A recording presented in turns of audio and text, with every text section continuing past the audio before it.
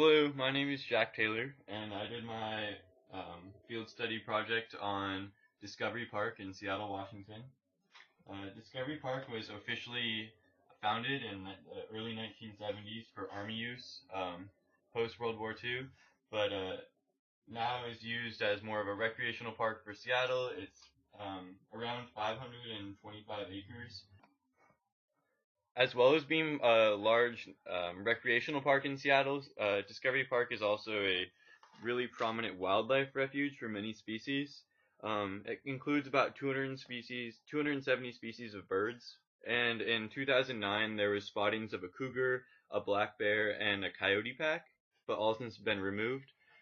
This is really important for my later section about mitigation because it's not only about humans that the landslides are affecting, but one of the major reasons why Discovery Park is so prone to landslides is due to its four types of glacial soil deposits that have occurred over thousands of years in Seattle. The different types of soil have worked together with also different types of erosion to create a very landslide prone area. The four different types of soil are at the bottom, the Olympia beds. On top of that, the lots and clay level. The next level above that is the Esperance clay level, and the top level, where people are mostly walking, the top filler level is the Vashon Till. The Olympia beds being the oldest ranged from about 60,000 to 20,000 years in deposits, and then following in various levels after that. The lot and clay level is about 82 feet thick in places. And on top of that, the Esperance clay level is around 200 feet in thick, just to put you in a little bit of perspective. And the Vashon Till is about 30 feet at the top. So the way the landslides the reason why they're so prone is that when it rains, which is pretty common in Seattle, water travels through the more porous Esperance clay level, until reaching the denser Latin clay level. And since when it reaches that dense level, it stops going through it, similar to the porous level above it, but instead runs off and creates these kind of deep grooves and channels that wash away a lot of the sand and other sediments down the hill. This erosion process begins with the clay and sand not getting along pretty much. So because of the two types of soil being in the area, that's why it's so prone, I guess. The waves also cause lots of erosion in the area. So from the other side, the bluffs get cut out by the bottom. And so this also destabilizes the slope, so kind of the two factors together really help impact the landslide proneness, I guess.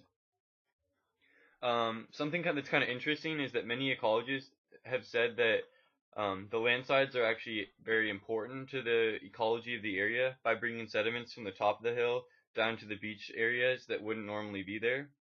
But that these landslides are not natural that are occurring here at this point and have been strongly affected by human presence.